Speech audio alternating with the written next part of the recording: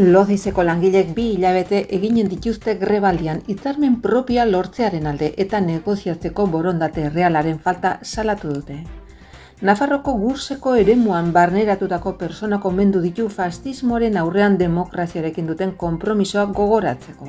Nafarroko gobernuak foru lege proiektu bat onartu du Zunzundegiri 6 milioiko mailegua baimentzeko eta Volvorekin kontratua ziurtatzeko.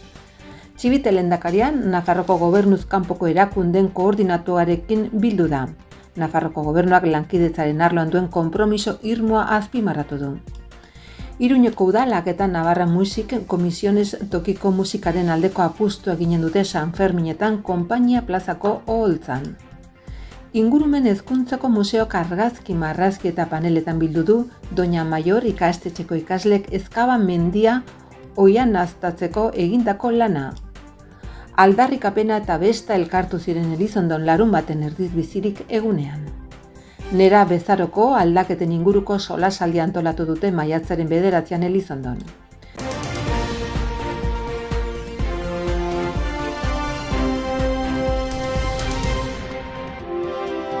Lekarozko Locis farmazeutika enpresako langilek 2 hilabete eginen dituzte grebaldian hitzarmen propioa lortzearen alde eta negoziatzeko borondate errealaren falta salatu dute. Ostiralean 400 bat pertsona inguru bildu ziren Elizondon elak deitutako mobilizazioan.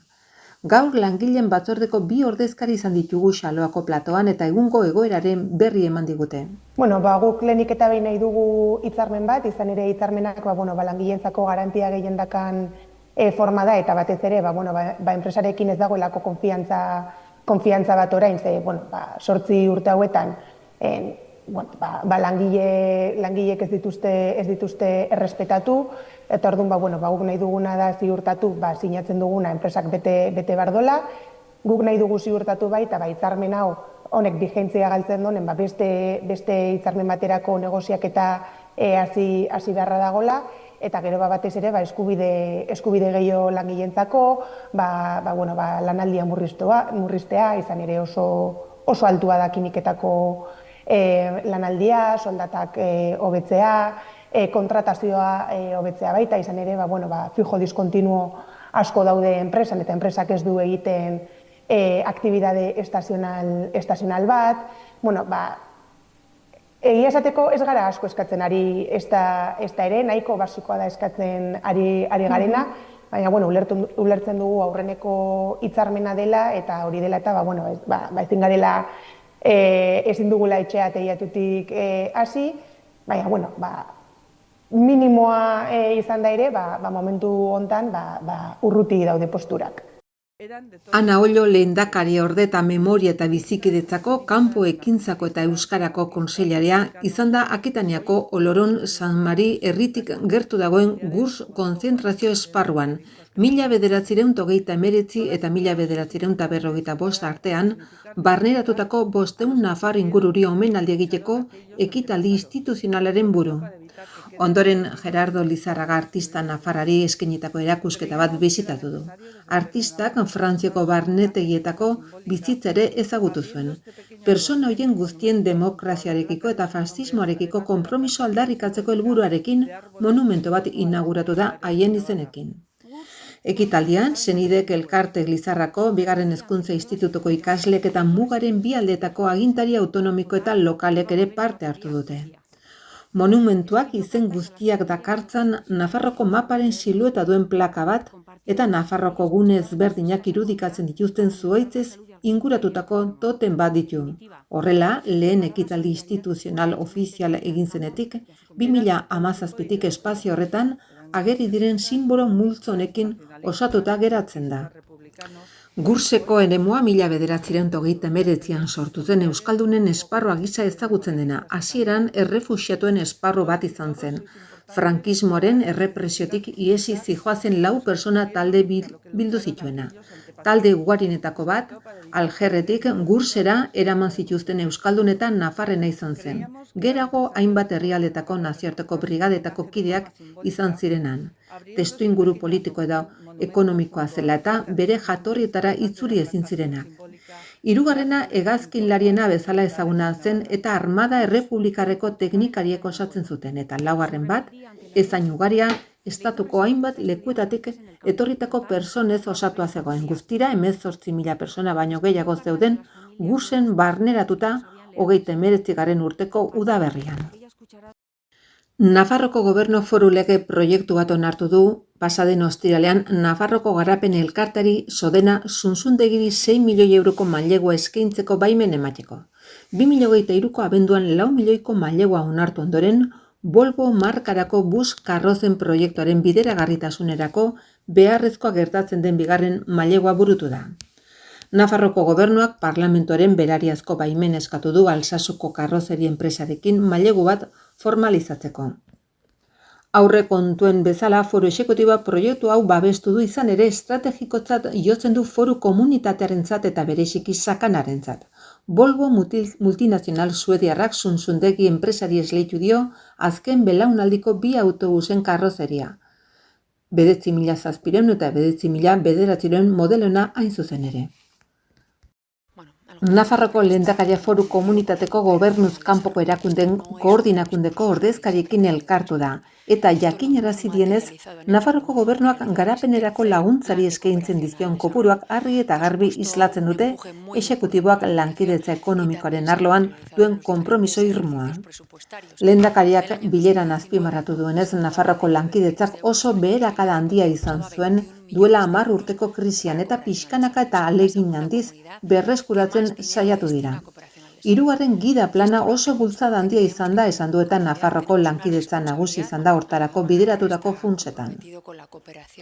Gure inguruko gizartetako bizi baldintzak hobetzea ere gure bizi maila hobea duten eskualden erantzunkizuna dela uste dugu, adierazi du lehendakariak.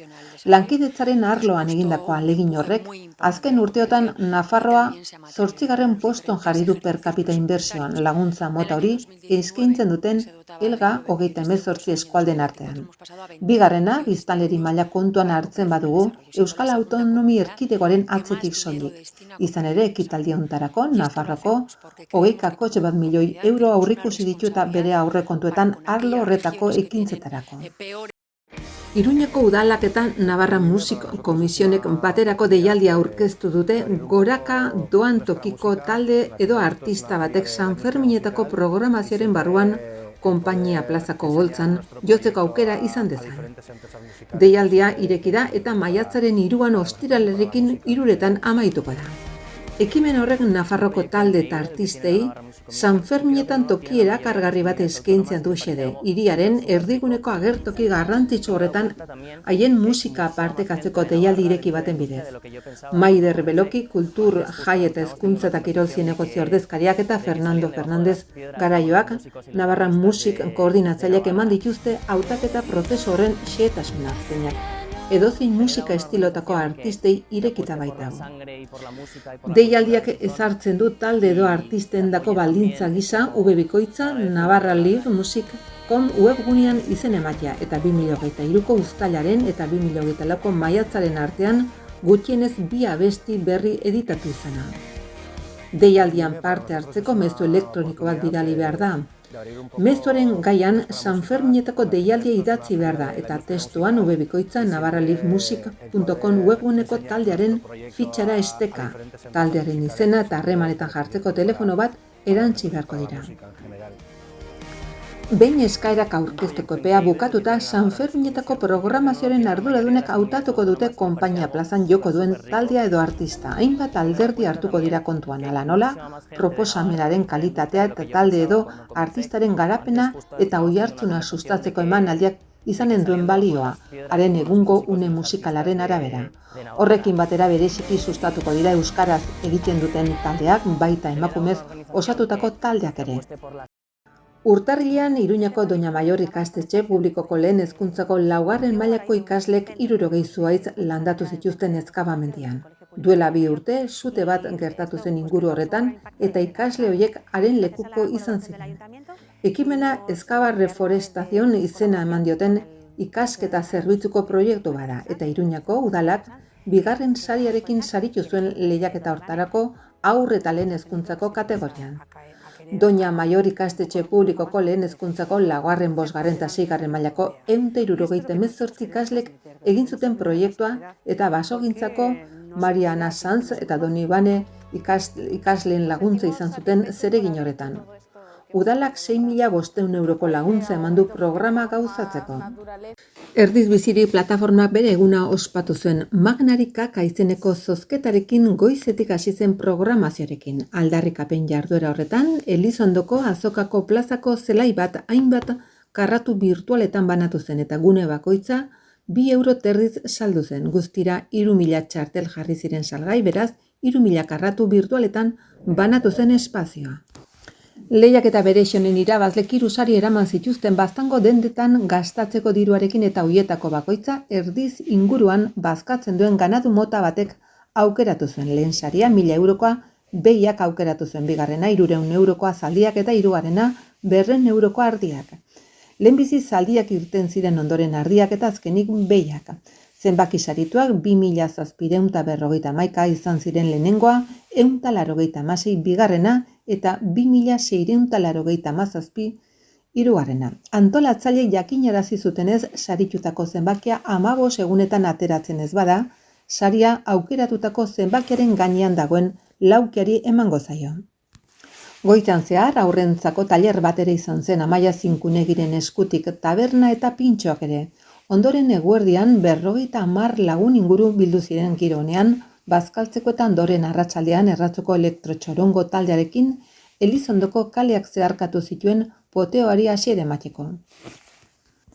Gerago arratsaldeko 8:30 aintzinera Bizpahiru Pelau talde baztandarrak giroa alaitzen jarraitu zuen eta azkenik gaua DJ musikarekin luzatu ahal izan zen. Baztango gizarte zerbitzuek nerabezaroko aldaketen inguruko solasaldia antolatu du maiatzaren 9 arratsaldeko 5 Baztango liburutegi publikoan. Ane Ablanedo izanen da hizlaria eta hainbat gai landuko ditu. Tartean nerabezaroaren irudia gure gizartean, garapen psikoafektiboan duen funtzioa ezaugarriak eta nerabeekiko komunikazioa. Maiatzaren 1 arte eman daiteke izena 689-035-078 telefono zenbakian edo gizarte zerbitzua abildua baztan.eus helbide elektronikoaren bidez.